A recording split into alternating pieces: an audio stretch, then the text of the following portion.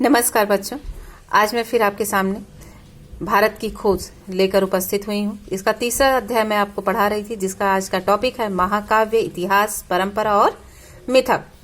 ये हम भारत की खोज के लिए में ये तीसरा अध्याय है। प्राचीन भारत के दो महाकाव्य रामायण और महाभारत। रामायण और महाभारत आपके क्या हैं? महाकाव्य हैं, को रूप ग्रहण करने में शायद सदियां लगी होंगी और उनके बाद में भी टुकड़े जोड़े जाते रहे, अर्थात उसमें बाद में भी टुकड़े जोड़े जाते रहे। इन ग्रंथों में भारतीय आर्यों के आरंभ के समय का वृतांत है। वृतांत माने उनके बारे में कहानियां हैं, उनके बारे में बताया गया है, उनकी विजयों और उन समय के गृह युद्धों का। गृह युद्ध जब वो आपस में ही जो युद्ध होते थे, जब कोई बाहरी देश का आक्रमण नहीं बल्कि अपने ही देश में अपने ही लोगों के साथ जब ये अपना विस्तार कर रहे थे और अपनी स्थिति मजबूत कर रहे थे। किसके बारे में कहा जा रहा है? ये आर्यों के बारे में। मुझे इनके अलावा कहीं भी किन्हीं ऐसी पुस्तकों की जानकारी नहीं है जिन्होंने आम जनता के मन पर लगातार इतना व्यापक प्रभाव डाला। व्यापक मतलब बहुत ज्यादा प्रभाव डाला है। कौन से? ये रामायण और महाभारत में इसकी जानकारी मिलती है। इतने प्राचीन समय में रची अर्थात लिखी जाने के बावजूद भारतीयों के जीवन पर आज भी इनका जीवंत प्रभाव दिखाई पड़ता है। जीवंत मतलब बहुत ही प्रत्यक्ष प्रभाव दिखाई पड़ता है आज भी इन रामायण और महाभारत का। ये दोनों ग्रंथ भारतीय जीवन का अंग बन गए हैं। हाँ, इसमें हमें सांस्कृतिक विकास के विभिन्न श्रेणियों के लिए ठेठ भारतीय ढंग से एक साथ सामग्री उपलब्ध है, अर्थात उच्चतम बुद्धिजीवी से लेकर साधारण अनपढ़ और अशिक्षित देहाती तक के लिए इनके द्वारा हमें प्राचीन भारतीयों का वह रहस्य कुछ कुछ समझ में आता है, जिसमें वे अनेक रूपों में विभाजित और जात पात के उच्च नीच में बटे समाज को एकजुट रखते हैं, उनके मतभेदों को सुलझाते हैं। उन्होंने लोगों में एकता का ऐसा नजरिया पैदा करने का प्रयत्न किया जो हर तरह के भेदभाव पर छा गया और बराबर बना रहा। भारतीय पुराकथाएं, प्राचीन कथाएं, कहानियां महाकाव्यों तक सीमित नहीं है, अर्थात ये कहानियां महाकाव्यों तक, उनका इतिहास वैदिक काल तक जाता है और वे अनेक रूप आकारों में संस्कृत साहित्य से प्रकट होती रही हैं। अनेक रूपों आकारों में संस्कृत साहित्य से प्रकट होती रही हैं। कवियों और नाटककारों ने इनका पूरा लाभ उठाते हुए अपनी कथाओं और सुंदर कल्पनाओं की रचना इनके आधार पर किया था। इसी रामायण और महाभारत महाकाव्य के आधार पर बहुत सारे कवियों और नाटककारों ने इनके आधार पर अपनी सुंदर कल्पनाओं की रचना इन्हीं के आधार पर की है। अधिकांश पुराकथाएं, प्राचीन कथाएं और प्रचलित कहानियां वीर गाथात्मक है, अर्थात उसमें जो कहानियां हैं वो वीर गाथा से है, ओज और तेज से परिपूर्ण है और वीरता से भी। इनमें सत्य पर अड़े रहने और वचन के पालन का उपदेश दिया गया है। वचन के उपदेश का पालन दिया गया, जैसे वचन के इसमें क्या है, मुख्य रूप से रामायण में यही तो हुआ था कि प्राण जाए पर वचन न जाई, अर्थात उनके वचन के पालन के लिए, पिता के वचन के पालन के लिए ही तो राम ने वनवास लिया था। तो वचन के पालन का उपदेश दिया गया है, चाहे परिणाम कुछ भी हो। साथ ही इनके जीवन पर्यंत और मरणोपरांत भी वफादारी, साहस और लोकहित के लिए सदाचार और बलिदान की शिक्षा दी गई है। कभी ये कहानियां पूर्णतः काल्पनिक होती हैं, अन्यथा कभी इनमें तथ्य और कल्पना आपस में इस प्रकार गुथे रहते कि इन्हें अलग नहीं किया जा सकता। और यह सम्मिश्रण अर्थात मिला हुआ काल्पनिक इतिहास का रूप ग्रहण कर लेता है। सम्मिश्रण काल्पनिक इतिहास का, जिसमें बहुत पूरी तरह से सत्यता नहीं है और काल्पनिक भी है और सत्य भी है, ये मिला हुआ रूप, जो हमें यह भले ही ना बता सके कि निश्चित रूप से क्या घटित हुआ, पर ऐसी बात की सूचना देता है जिसके घटित होने पर लोग विश्वास करते हैं। ये घटनाएं वास्तविक हो या काल्पनिक, जीवन में इनके स्थित जीवंत तत्वों की हो जाती है, जो उन्हें रोजमर्रा की जिंदगी की एक रास्ता और कुरूपता से खींचकर उच्चतर क्षेत्रों की ओर ले जाती है। यूनानियों, चीनियों और अरब वासियों की तरह प्राचीन काल में भारतीय इतिहासकार नहीं थे। इसी कारण हमारे लिए आज तिथियां निश्चित करना या सही कालक्रम अर्थात उसको सही समय में बताना, निर्धारित करना, उसका सही समय निर्धारित करना कठिन हो गया है। घटनाएं आपस में गड्ढमड्ढ हो जाती हैं। बहुत धीमी गति से आधुनिक विद्वान धैर्य पूर्वक भारतीय इतिहास की भूल भुलैया के सूत्रों की खोज कर रहे हैं। कल्हड़ की राज तरंगिनी पूछा जा सकता है ये क्वेश्चन कि राजतरंगिणी किसकी है, किसकी रचना है? कल्हड़ की। तो कल्हड़ की राजतरंगिणी एकमात्र प्राचीन ग्रंथ है जिसे इतिहास माना जा सकता है। यह कश्मीर का इतिहास है जिसकी रचना ईसा की 12वीं शताब्दी में की गई। ईसा की 12वीं शताब्दी में की गई थी। बाकी के लिए हमें महाकाव्यों और ग्रंथों के कल्पित इतिहास के कुछ समकालीन अभिलेखों, शिलालेखों और कलाकृतियों अर्थात जगह जगह जो आपको पुरानी इमारतों में कलाकृतियां बनाई गई हैं और शिलालेख लिखी गई हैं, पत्थरों पर जो लिखी गए हैं, जो अभिलेख लिखे गए हैं, और इमारतों के अवशेषों, सिक्कों और संस्कृत साहित्य के विशाल संग्रह से सहायता लेनी पड़ती है। इसके साथ ही विदेशी यात्रियों के सफरनामों से भी सहायता मिलती है, विशेष रूप से, अर्थात जिस तरह जैसे जैसे वो जिस समय में वो आए, विशेष रूप से यूनानियों और चीनियों के और कुछ बाद में आने वाले अरबों के विवरणों से, अर्थात उनके आख्यानों से। ऐतिहासिक बोध के इस अभाव का जनता पर प्रभाव नहीं पड़ा। यहाँ की जनता ने अतीत के विषय में अपनी दृष्टि का निर्माण उन परंपरागत वृत्तांतों और पौराणिक गाथाओं और कहानियों के आधार पर कर लिया जो उन्हें पीढ़ी दर पीढ़ी विरासत में मिली थी। इस काल्पनिक इतिहास तथा तथ्यों और दंत कथाओं, अर्थात जो बोली गई, सुनी गई, एक दूसरे के द्वारा कही गई और सुनी गई, इस मिश्रित रूप का व्यापक प्रचार हुआ और इनसे जनता को एक मजबूत और टिकाऊ सांस्कृतिक पृष्ठभूमि मिली। लेकिन इतिहास की उपेक्षा के कारण हमारे दृष्टिकोण में धुंधलापन पैदा हुआ, जिंदगी से अलगाव पैदा हुआ और तथ्यों के बारे में दिमागी उलझन और सहज विश्वास करने की प्रवृत्ति पैदा हुई। अब इसी में आपका पौराणिक कथाओं में आपका महाभारत ये टॉपिक है। इसमें से भी काफी क्वेश्चन आते रहते हैं। महाकाव्य के रूप में रामायण एक महान रचना है और लोग उसमें बहुत प्रेम करते हैं, परंतु महाभारत का दर्जा विश्व की श्रेष्ठतम रचनाओं में है। महाभारत का दर्जा विश्व की श्रेष्ठतम रचनाओं में है।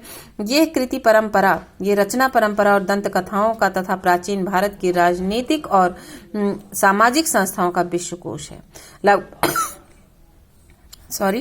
लगभग 10 वर्ष बल्कि उससे भी कुछ अधिक समय से इस विषय के अधिकारी भारतीय विद्वान इसका प्रामाणिक संस्करण प्रकाशित करने की दृष्टि से विभिन्न उपलब्ध पाठों की जांच और मिलान करने में व्यस्त है। उन्होंने कुछ अंश प्रकाशित करके जारी भी कर दिया, लेकिन यह कार्य अब भी अधूरा है। शायद यही समय था जब भारत में विदेशी लोग आ रहे थे और वे अपने रीति रिवाज अपने साथ ला रहे थे। इनमें बहुत से रिवाज आर्यों से मेल नहीं खाते थे, इसलिए विरोधी विचारों और रिवाजों का विचित्र घालमेल दिखाई पड़ता है। आर्यों में स्त्रियों के अनेक विवाह का चलन नहीं था, किंतु महाभारत की कथा की एक विशेष नायिका, वो विशेष नायिका कौन थी? द्रौपदी थी। नायिका एक साथ 5 भाइयों की पत्नी, 5 भाइयों का मतलब किससे लिया गया है? पांडुपुत्र, 5 भाइयों के, 5 बेटों अर्थात अर्जुन, नकुल, सहदेव, युधिष्ठिर, ये सब भीम अर्थात भाइयों की पत्नी है। धीरे धीरे यहाँ पहले से मौजूद आदिवासियों के साथ नए आने वाले लोग भी आर्यों के साथ घुल मिलकर एक हो रहे थे और इस नई स्थिति के अनुरूप वैदिक धर्म में संशोधन किया जा रहा था। इसने सबको समेट कर चलने वाला वह उदार व्यापक रूप ग्रहण कर लिया था जिससे आधुनिक हिंदू धर्म निकला। अर्थात पहले आर्यों में ये नहीं था, लेकिन अब इसी समय इसमें बताया गया है कि बाहर से भी विदेशी लोग आ रहे थे और उनका भी रीति रिवाज अलग था, लेकिन ये एक दूसरे से घुल मिलकर एक नया उदार और व्यापक रूप ग्रहण करके एक हिंदू धर्म निकला था, सबको लेकर के, सबके धर्म को और सबकी मान्यताओं को लेकर। यह इसलिए संभव हो सका क्योंकि बुनियादी नजरिया यह जान पड़ता है कि सत्य पर किसी का एकाधिकार नहीं हो सकता। उसे देखने और उस तक पहुंचने के बहुत रास्ते हैं, इसलिए सब तरह के अलग अलग, यहाँ तक कि विरोधी विश्वासों को भी सहन कर लिया गया। महाभारत में हिंदुस्तान की, या जिसे दंत कथाओं के अनुसार जाति के आदि पुरुष भरत के नाम पर भारतवर्ष कहा जाता है, महाभारत में हिंदुस्तान की बुनियादी एकता पर बल देने की निश्चित कोशिश की गई है। अर्थात कुछ भी हो, धर्म अलग हो, नजरिया सावरा अलग हो, लेकिन बुनियादी एकता पर बल देने की निश्चित कोशिश की गई है कि हम सब एक हैं।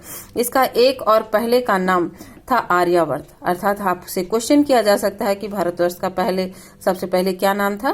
तो आर्यावर्त, जिसमें आर्यों का ही विवरण मिलता है, यानी आर्यों का देश। किंतु ये नाम मध्य भारत में विंध्य पर्वत तक फैले उत्तर भारत के इलाके तक सीमित था। कौन सा? आर्यावर्त नाम केवल उत्तर भारत तक के इलाके तक से। रामायण की कथा दक्षिण में आर्यों के विस्तार की कहानी है। दक्षिण में आर्यों के विस्तार की कहानी है। यह विराट गृह युद्ध जो बाद में हुआ उसका वर्णन महाभारत में किया गया है। उसके बारे में मोटे तौर पर से अंदाजा लगाया गया है कि वह ईसा पूर्व 14वीं शताब्दी के आसपास हुआ होगा। वह लड़ाई भारत या संभवतः उत्तरी भारत पर एकाधिकार स्थापित करने के लिए लड़ी गई थी। इसी लड़ाई में एक अखंड भारत की अवधारणा की शुरुआत हुई। इस अवधारणा के अनुसार आधुनिक अफगानिस्तान का बहुत बड़ा हिस्सा भारत में शामिल था। इस हिस्से को उस समय गांधार, जिसे वर्तमान कंदहार शहर का नाम पड़ा है, कहा जाता था। उसे भारत का भिन्न हिस्सा समझा जाता था। वास्तव में इसी कारण मुख्य शासक की पत्नी का नाम गांधारी यानी गांधार की कन्या पड़ा था। दिल्ली नाम का आधुनिक शहर नहीं, बल्कि इस इलाके के निकट बसे हुए हस्तिनापुर और इंद्रप्रस्थ नाम के पुराने शहर इसी समय भारत की राजधानी बने थे। पुराने अर्थात बहुत पहले कौन सी राजधानी थी? इंद्रप्रस्थ। हस्तिनापुर और इंद्रप्रस्थ नाम के पुराने शहर इसी समय भारत की राजधानी बने थे, ना कि दिल्ली थी। और बहुत ज्यादा अनुसार आधुनिक अफगानिस्तान का बहुत बड़ा हिस्सा भारत में शामिल था, जिसको गांधार, इस हिस्से को उस समय गांधार कहते थे। ठीक है। और वहां की रानी थी गांधारी। ठीक है। अब आइए, महाभारत में कृष्ण से संबंध आख्यान भी हैं और प्रसिद्ध काव्य भगवत गीता भी। गीता के दर्शन के अलावा इस ग्रंथ में शासन कला और सामान्य रूप से जीवन के नैतिक और आचार संबंधी सिद्धांतों पर जोर दिया गया है। आचार संबंधी धर्म की इस बुनियाद के बिना न सच्चा सुख मिल सकता है और न समाज में एक रहा जा सकता है। इसका लक्ष्य है लोक मंगल, किसी विशेष वर्ग का नहीं बल्कि पूरे विश्व का। लेकिन धर्म स्वयं सापेक्ष है और सत्य, निष्ठा, अहिंसा आदि जैसे कुछ बुनियादी सिद्धांतों को छोड़कर कुछ समय और मौजूदा परिस्थितियों पर निर्भर करता है। ये सिद्धांत टिकाऊ है और अपरिवर्तनशील भी, परंतु इसके अलावा धर्म जो कर्तव्यों और जिम्मेदारियों का सम्मिश्रण है, समय के साथ बदलता है। अहिंसा पर यहाँ और दूसरी जगहों पर भी जो बल दिया गया है वो दिलचस्प है, क्योंकि अहिंसा और किसी अच्छे मकसद के लिए संघर्ष करने में प्रत्यक्ष रूप से कोई विरोध नहीं दिखाई पड़ता। पूरे महाकाव्य का केंद्र एक विराट युद्ध है। जाहिर है इस प्रसंग में अहिंसा की अवधारणा का ज्यादातर संबंध मकसद से था, यानी हिंसा की मानसिकता के अभाव से, आत्मानुशासन से, क्रोध और घृणा की भावना पर नियंत्रण से था। महाभारत एक ऐसा समृद्ध भंडार है जिसमें अनेक अनमोल चीजें ढूंढी जा सकती हैं। यह विविधतापूर्ण, भरपूर और खदबदाती जिंदगी से सराबोर है। यह केवल नैतिक शिक्षा की पुस्तक नहीं, महाभारत से मिलने वाली शिक्षा को एक वाक्य में इस रूप में सूत्रबद्ध किया है कि दूसरों के साथ ऐसा आचरण नहीं करो जो तुम्हें खुद अपने लिए स्वीकार्य ना हो। एक ही लाइन। इसमें लोक मंगल पर जो बल दिया गया है वो ध्यान देने योग्य है। महाभारत में कहा गया जो बात लोक हित में नहीं है या जिसे करते हुए तुम्हें शर्म आए उसे कभी नहीं करना चाहिए। फिर कहा गया है सच्चाई, आत्मसंयम, तपस्या, उदारता, अहिंसा, धर्म का निरंतर पालन सफलता के साधन है, जाति और कुल नहीं। अर्थात इसमें जाति और कुल को नहीं महत्व दिया गया। धर्म जीवन और अमरता से बड़ा है। सच्चे आनंद के लिए दुख भोगना आवश्यक है। धन के पीछे दौड़ने वालों पर व्यंग्य किया गया है। रेशम का कीड़ा अपने धन के बोझ से ही मरता है। और अंत में एक जीवित और विकासशील जनता के लिए आदेश है, असंतोष प्रगति का प्रेरक है। ये आपका आज का टॉपिक। उसके बाद आपका इसी का ही एक अंश है भगवत गीता। भगवत गीता महाभारत का अंश है, परंतु इसकी अपनी अलग जगह है और वो अपने आप में मुकम्मल है। ये 700 श्लोकों का एक छोटा सा काव्य है। अब इसमें आपसे पूछा जा सकता है कि भगवत गीता में कितने श्लोक हैं? 700 श्लोकों का एक छोटा सा काव्य है। इसकी रचना बौद्ध काल से पहले हुई थी। ये भी ध्यान देने योग्य है, ये बौद्ध काल से पहले हुई थी।